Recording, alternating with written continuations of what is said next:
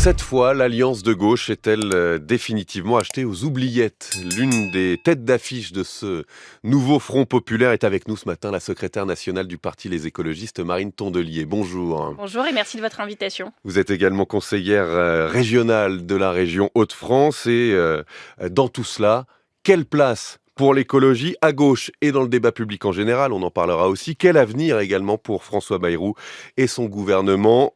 Vous pouvez, auditeurs de France Inter, poser vos questions évidemment, dialoguer avec Marine Tondelier comme d'habitude au 01 45 24 7000 et sur l'application de France Inter. Les socialistes ne sont plus nos alliés. Ça, c'est ce que dit Jean-Luc Mélenchon dans un entretien hier à la Tribune Dimanche. Est-ce que vous actez ce matin, Marine Tondelier, la fin du nouveau Front populaire? Non, et sûrement pas. Parce que cet été, nous avons fait une promesse à nos électeurs, une promesse au peuple de gauche et aux écologistes, une promesse à celles et ceux dont nous voulons changer la vie, même ceux qui ne votent pas pour nous et même ceux qui ne votent pas du tout. Et les écologistes, voyez-vous, comptent bien la tenir. Alors, vous nous avez cité des phrases grandiloquentes, c'est pas la première fois que je les entends, c'est à peu près tous les jours ces derniers temps. Et donc, moi, j'appelle nos partenaires à la raison. Parce qu'on ne peut pas être dans une gauche nombriliste, où la gauche parle à la gauche, où la gauche s'invective entre gens de gauche. Quand on voit ce qui nous attend en 2027, quand on voit ce qui se passe au niveau mondial, je dis une chose très simple, si la France bascule en 2027, c'est l'Europe qui vacille. Et dans l'amicale fasciste qui est en train de se mettre en place au niveau mondial, celles et ceux qui prendront ce risque en assumeront toutes les conséquences. Et je peux vous dire que les écologistes comptent bien être pénibles autant qu'il le faut pour qu'on trouve une issue à ça. Vous n'avez pas le sentiment d'une rupture définitive cette fois-ci, quand Jean-Luc Mélenchon parle d'une alliance toxique avec le PS? Vous voulez que je vous liste les ruptures définitives auxquelles j'ai assisté depuis que je fais de la politique? Donc non, en politique, il n'y a pas de rupture définitive et heureusement. J'alerte celles et ceux qui font des divisions à gauche et des oukases une rente en politique. C'est dangereux et on n'a pas le temps. De qui parlez-vous? Pas que de Jean-Luc Mélenchon. Et ce que je veux... Olivier Faure? Mais non, pas spécifiquement Olivier Faure, non, mais on a quand même un sujet à gauche de nombrilisme et de personnes qui veulent être le roi du cimetière. À l'heure de la montée des périls, comme rarement on ne les a connus ces dernières décennies, on doit être responsable, on doit être à la hauteur, et je le dis à vos écouteurs, à vos auditeurs qui se désespèrent. Et franchement, moi, je suis à peu près dans le même état nerveux que quand je me suis mise à pleurer à votre antenne le 1er juillet matin. C'est juste que le 1er juillet matin, quand j'ai entendu Bruno Le Maire, j'ai eu un choc en disant « mais qu'est-ce qu'il fait ?» Là, la difficulté, c'est qu'on s'habitue parce que c'est un peu chaque jour et un peu tout le temps. Donc, ça explique pourquoi je ne suis pas en train de pleurer physiquement à votre antenne. Mais franchement, ça en donne envie. C'est triste. On ne peut pas miser tout sur le fait d'être roi du cimetière à gauche. La gauche ne doit pas être un cimetière. C'est le dernier bien commun, c'est le dernier salut possible pour tous les gens qu'on est censé défendre. Mais alors, si vous dites que cette alliance qui a été formée dans le contexte que vous rappeliez, qui vous avait fait pleurer à l'époque, qui était celui de la dissolution et des législatives anticipées pour éviter l'arrivée au pouvoir du Rassemblement national, si cette alliance doit encore exister aujourd'hui, quel sens a-t-elle véritablement pour justement nos auditeurs et les électeurs qui sont les vôtres? Écoutez, moi je dis juste une chose très simple, c'est que cet été nous avons été à la hauteur. On n'a peut-être pas tout fait bien, ni avant, ni pendant, ni après, mais à ce moment précis, nous avons empêché Jordan Bardella d'accéder à Matignon. Et juste ça, juste pour ça, je pense qu'il faut qu'on soit très lucide et très fier de ce que nous avons fait. Si on considère Elle a fonctionné à ce moment-là, c'était son objectif. Aujourd'hui, quel est son sens? Je vous rappelle qu'on a des élections qui vont arriver où le même risque va se reproduire, peut-être même encore plus fortement et encore plus dangereusement. Et pour lesquels Jean-Luc Mélenchon dit il y aura... Pour la présidentielle, il y aura un candidat insoumis, évidemment. Donc pas de candidature commune, pas de candidature unique, comme vous l'appelez. Je dis à tout le monde et au nom des écologistes, attention. Si vous pensez qu'on a le luxe de la division, les écologistes ne sont pas d'accord avec vous. Si vous avez envie de construire la victoire en 2027 ou à toutes les élections qui arrivent, les écologistes seront à vos côtés. Et pour celles et ceux qui nous écoutent et qui désespèrent en disant où je vais pour construire l'union, il y a un site qui s'appelle lesécologistes.fr, vous serez bien accueillis et vous verrez, on est déterminés, on ne perd pas l'espoir, on garde le moral parce qu'en fait, on n'a pas le choix d'y arriver. C'est aussi simple que ça. On se bat pour des personnes, je l'avais dit à votre antenne le 1er juillet, des personnes racisés, des binationaux, des femmes, femmes, des personnes LGBT, des jeunes, des associatifs, des gens qui se battent pour les droits humains, qui sont terrifiés à l'idée que l'extrême droite arrive au pouvoir. Si on préfère les querelles d'ego, qui ne sont pas que des querelles d'ego, il y a aussi des divergences de lignes politiques. Il y a des divergences de lignes, et justement, certains, y compris en interne dans votre parti, les écologistes, disent de continuer à prôner l'union, c'est bien pratique pour éviter d'avoir à trancher une ligne entre les insoumis et les socialistes, finalement, d'avoir à choisir entre ces deux partenaires. À ma connaissance, dans mon mouvement, tout le monde est très fier de ce que nous avons fait cet été et demande à ce que nous maintenions ce rôle-là. Pas juste un rôle de trait d'union. Moi, je ne suis pas de la ponctuation. Nous sommes un moteur de l'union. Nous voulons gagner et nous allons tout faire, tout faire pour que nous puissions gagner. Mais est-ce qu'un jour, il faudra choisir entre insoumis et socialistes ? Qui veulent choisir entre les insoumis et les socialistes, vous me donnez les noms, j'en discuterai avec eux et on a un congrès justement qui arrive, on en discutera. Mais très sincèrement, tout le monde sait bien que la machine à division est une machine à défaite électorale. Je nie pas les différences qu'il y a entre nous. Les insoumis, les communistes, les socialistes, les écologistes, ce sont 4 partis différents qui ont le même objectif quand ils sont ensemble et qui peuvent avoir des stratégies différentes. J'ai des désaccords parfois, j'ai des interrogations, j'ai des doutes. Par exemple, sur la non-censure des socialistes, est-ce que vous leur reprochez évidemment, de la même manière que Jean-Luc Mélenchon, qui dit ils soutiennent de fait François Bayrou et Emmanuel Macron, ce que vous dites aussi ? J'ai fait part de mes incompréhensions, de mes doutes, mais est-ce que ça veut dire que parce qu'une fois on n'a pas été d'accord, on ne se parle plus jamais de notre vie ? Moi, je veux vous dire aussi que les mots ont un sens. Quand Jean-Luc Mélenchon dit « je sors de cette relation toxique aux socialistes », moi je suis désolée. La toxicité dans la vie politique française, je ne la situe pas au niveau du Parti socialiste. J'ai des débats parfois avec eux, parfois on n'est pas d'accord, parfois on se le dit et parfois c'est cash. Mais la toxicité aujourd'hui, c'est la xénophobie, c'est l'extrême droite, c'est l'injustice sociale, c'est ça qu'on doit combattre. Et tant qu'on mettra plus d'énergie à se combattre entre nous qu'à combattre celles et ceux qui sont en face, à droite et l'extrême droite, alors oui, j'aurai un problème avec ma partenaire. C'est le seul problème sur lequel je veux bien m'énerver. Et par ailleurs, je le dis, il y a un moment où on va mettre en place une taxe sur les gens de gauche qui disent du mal d'autres gens de gauche. C'est pas possible, on va rembourser le déficit de l'État à ce rythme-là. J'invite vraiment chacun à la grande vigilance. Ce n'est pas un spectacle, c'est pas un jeu, c'est la vie de Françaises et de Françaises qui sont derrière, au niveau national et puis au municipal qui arrive en 2026 dans chaque ville. Justement, puisque... Division égale ville de gauche qui passe à droite. Pour les gens qui habitent dedans, c'est pas pareil. Dès le début de l'entretien, combien de fois a-t-on dit que cette alliance était définitivement enterrée ?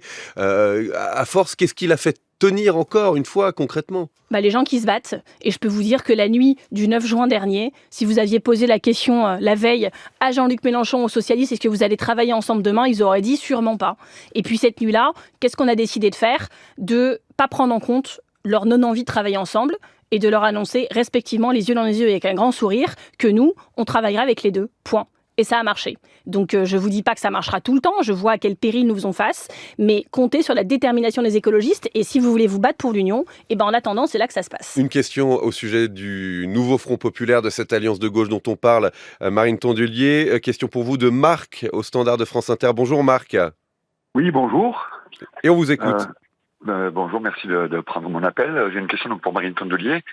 J'ai voté vert tout le temps et j'ai fini par voter à LFI à certaines élections, mais je fais partie aujourd'hui des gens qui pensent que Mélenchon est un vrai repoussoir. Voilà, un vrai repoussoir. Pour moi, il y a vraiment une cassure et pour beaucoup autour de moi, je le vois en discutant avec mes amis. Et donc, je voulais savoir comment elle compte faire avec ça. J'entends qu'on n'a pas le luxe de se payer la division, mais malgré tout, voilà, quid de Mélenchon ? Merci Marc, Marine Tondelier. Mais c'est des questions qui sont normales et qui sont légitimes. Je remercie Marc d'ailleurs d'avoir voté écologiste pendant des années. Peut-être même va-t-il recommencer. Mais il pointe un vrai sujet. Et je dis attention à mes camarades insoumis, dont je pense qu'ils se voient électoralement très forts parce qu'ils ont eu des résultats forts. Mais ce sont les électeurs qui avaient voté pour Yannick Jadot en 2019, qui ont voté pour Jean-Luc en 2022, qui ont voté pour Raphaël Glucksmann en 2024. Ce sont les électeurs qui cherchent l'unité. Et si la France Insoumise s'écarte de cette unité en disant qu'ils sont tellement forts qu'ils peuvent s'abstraire de travailler avec tous les autres de gauche, je pense qu'ils ont tort. Voilà. Maintenant, si vous voulez bien, je veux bien qu'on parle d'écologie parce que la terre brûle, que la biodiversité s'effondre et que je pense qu'on a assez parlé de Jean-Luc Mélenchon pour la matinée. Est-ce que quand vous appelez, dernière question sur ce sujet, à la mise en place, c'était il y a 8 jours dans Ouest France. Je vais taxer les journalistes sur les questions sur Jean-Luc Mélenchon, si on remboursera. C'est un projet qui est structurant, que vous appelez de vos voeux, c'est la convocation d'une assemblée constituante. Vous appelez le président de la République à convoquer un référendum pour demander aux Français s'ils veulent passer à une 6e République.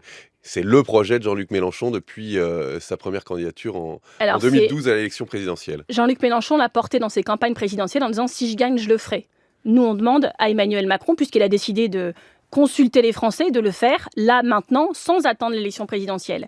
Et puis, vous voyez, vous avez une petite obsession pour Jean-Luc Mélenchon quand même, parce que en 1981, déjà, les écologistes portaient la demande d'une 6e République, à l'époque même où Jean-Luc Mélenchon adhérait au Parti Socialiste. Donc, vous voyez, la vie politique, elle est longue, elle va vite. Nous, on est stable et on a le mérite de la constance et de la cohérence. Dans tout cela, donc, Marine Tondelier... Vous pouvez remercier maintenant Jean-Luc Mélenchon d'avoir porté une proposition écologiste pendant ces années. On peut le tourner comme ça, si on veut, effectivement. Et Marine maintenant, je veux bien qu'on parle de la planète qui brûle. L'écologie quasi absente, justement, du débat public. Comment vous expliquez qu'on soit passé en quelques années des marches pour le climat partout dans le monde, de Greta Thunberg, personnalité de l'année pour le magazine Time, de l'époque où votre parti faisait 13,5% aux européennes, et aujourd'hui, à ce recul auquel on assiste aux États-Unis et ailleurs dans le monde? Comment vous expliquez cela? Je pense que si Trump a fait de l'écologie sa principale ennemie, si l'extrême droite essaye de faire la même chose en Europe, c'est que l'international xénophobe a très bien compris, oui, que l'écologie, c'était le projet politique qui s'opposait en tout point au leur. Et donc, je pense que ce danger-là, ils le voient bien et qu'ils nous ont mis une cible dans le dos. On voit bien qu'il y a une bouc émissérisation de l'écologie, et ça, moi, je la vois bien. Alors après, je le dis à celles et ceux qui nous écoutent, j'entends certains qui disent « on s'en fout ». Bon. Ils ont le droit. Mais 5% des Français mettent l'écologie non, mais attendez.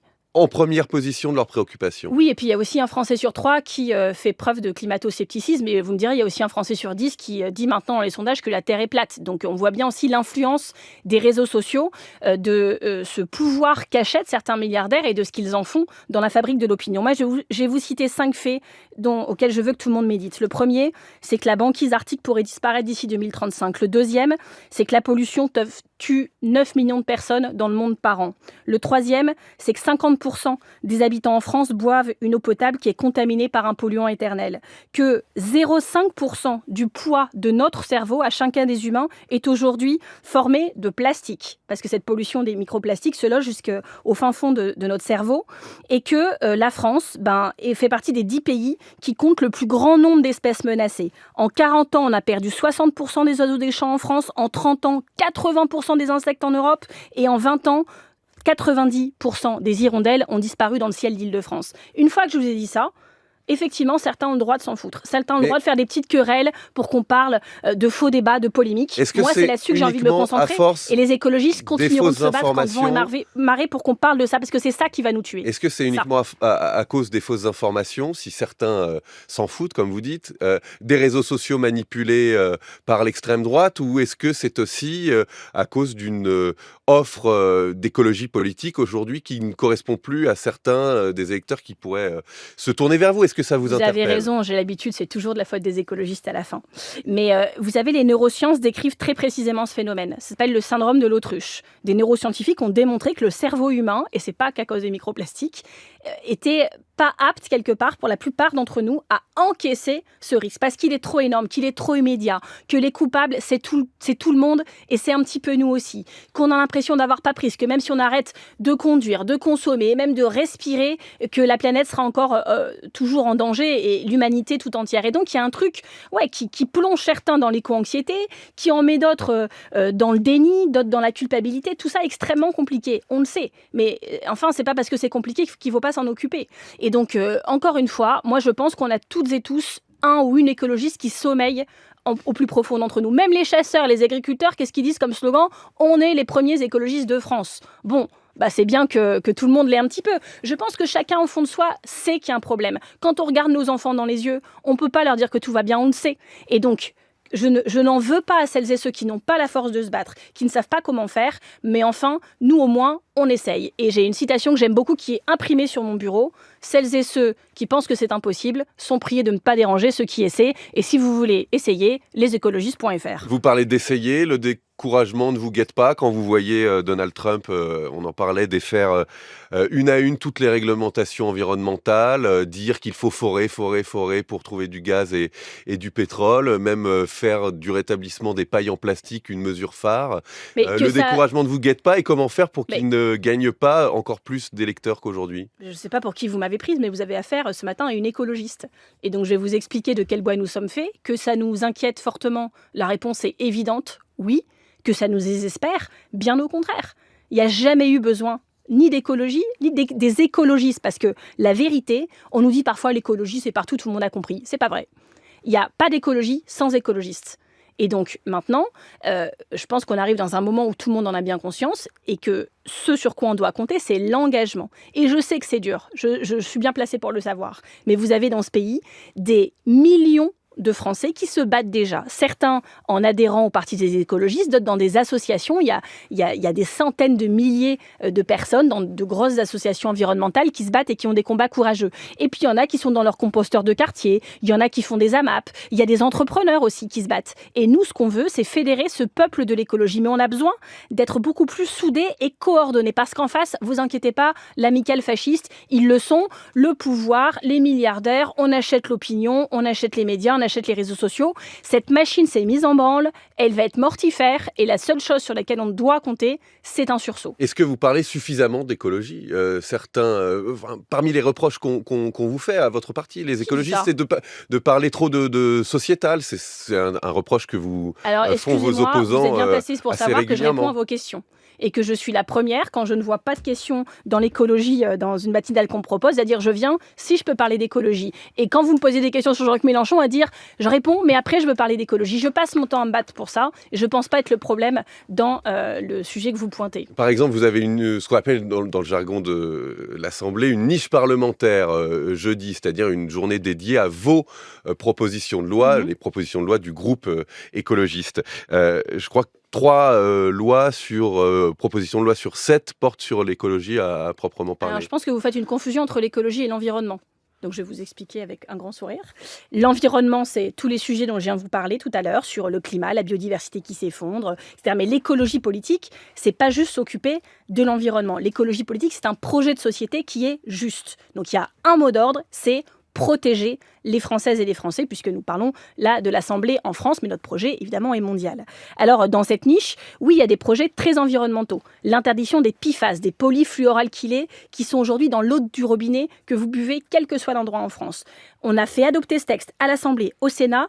Il y a eu des petites différences entre les deux versions. Donc là, on va faire une adoption, ce qu'on appelle conforme.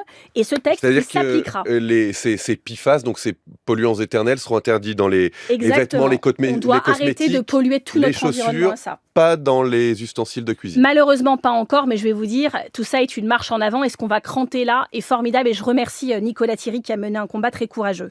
On va aussi protéger les captages d'eau parce qu'aujourd'hui, vous savez, l'eau du robinet, c'est 100 à 300 fois moins cher que l'eau que vous achetez en bouteille, mais même l'eau du robinet aujourd'hui est polluée et les tarifs de l'eau, s'ils augmentent aujourd'hui, c'est parce que ça coûte cher de dépolluer. Ça coûte 5 fois à 10 fois plus cher de dépolluer que de ne pas polluer à la base. Donc on va faire ça, c'est aussi très environnementaliste. On va ensuite faire la sécurité sociale de l'alimentation.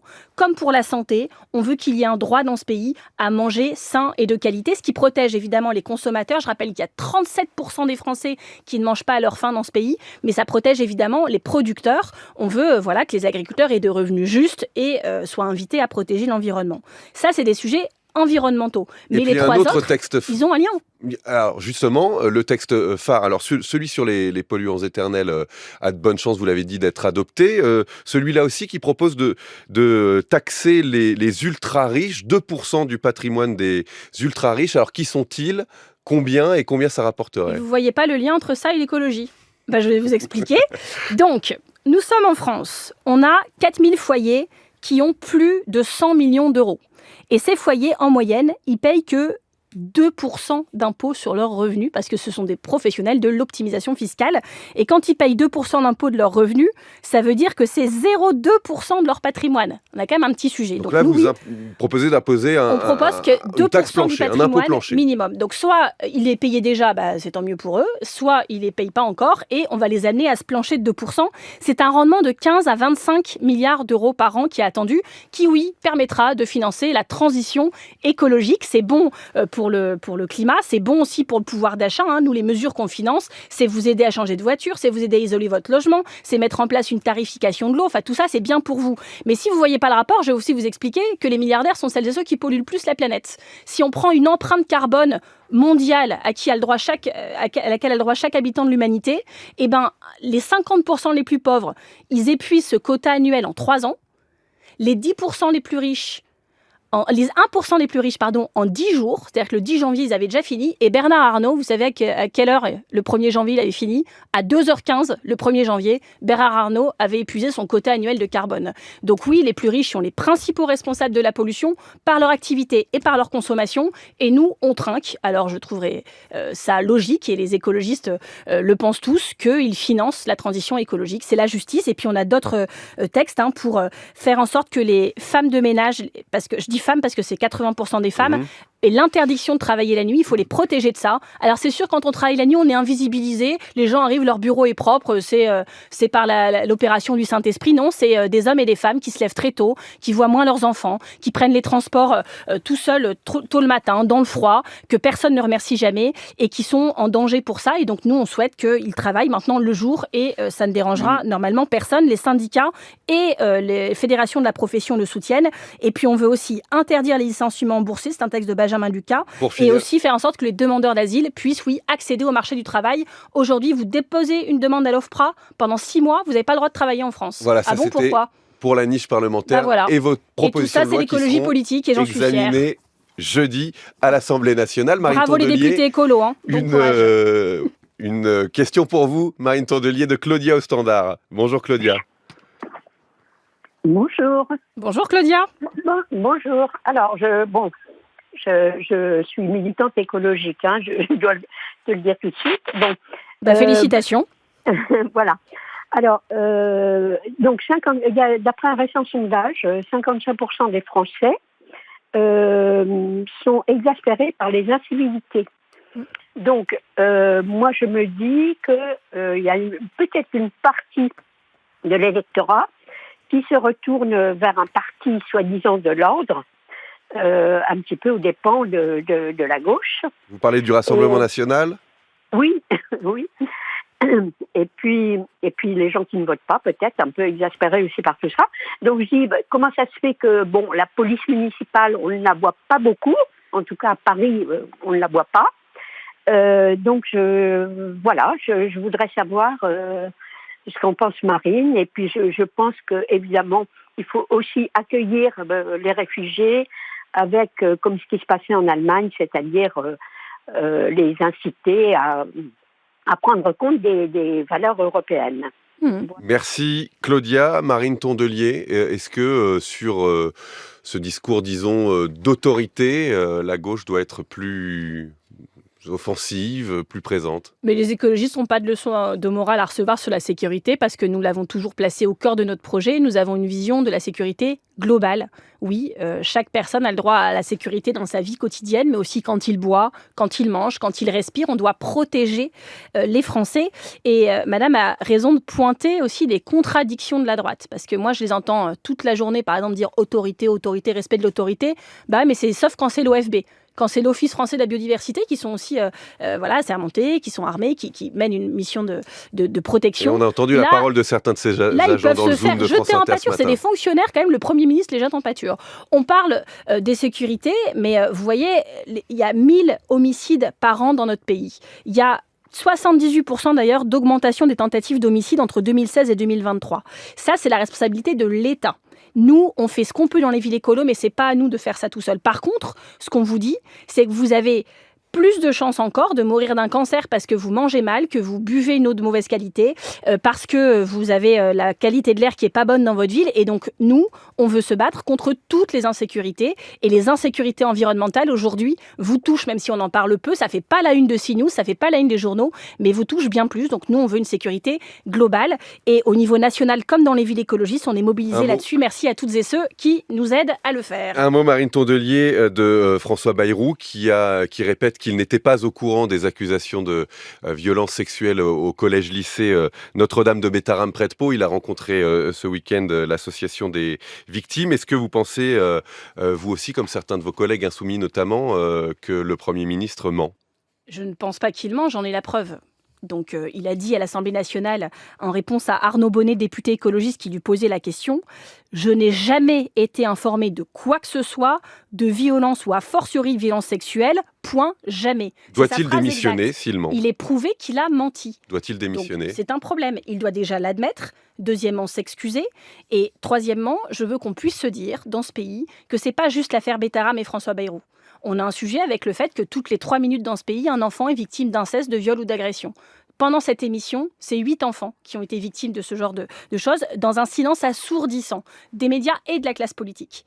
Et donc, si au moins l'affaire Bétharram permet de mettre le sujet sur le tapis, ce sera ça de gagner. Mais je vais vous dire, quand un Premier ministre semble prendre avec autant de légèreté ce sujet, c'est pas de bon augure. Donc je veux que cette affaire non seulement serve à faire la vérité sur ce qui s'est passé à Bétharram, toutes ces victimes auxquelles je pense fortement, mais aussi puisse aider toutes celles et ceux qui nous écoutent peut-être ce matin en se disant, moi, mon cas n'a pas été pris en compte. On pense à vous, on est avec vous, on vous croit, et un jour, on arrivera à faire reculer le sujet parce qu'on aura réussi à le mettre à l'agenda politique, ce qui n'est pas le cas aujourd'hui. Un tout dernier mot en 5 secondes, Marine Tondelier. Vous voterez mercredi la motion de censure déposée par les socialistes. Alors, je ne suis pas parlementaire, mais les écologistes, les députés écologistes la voteront, oui, comme ils ont voté les 5 précédentes, et on nous aimait que les socialistes les votent aussi. Parce que là, il y a un petit côté pistolet à eau. Il y a les motions FI pas votées par le PS. Il y a les motions PS où ils disent on la dépose si on est sûr que le RN ne la vote pas. Sinon, les gens de chez nous ne veulent pas la déposer parce qu'elle peut passer. Bon, une motion de censure, ça sert à censurer. Sinon, je vois pas trop l'intérêt. Et voilà, on a quand même du travail globalement, n'est-ce pas ? Très certainement. Merci pour cette émission. Marine en tout cas, Tondelier. Merci à vous, secrétaire nationale du parti Les Écologistes.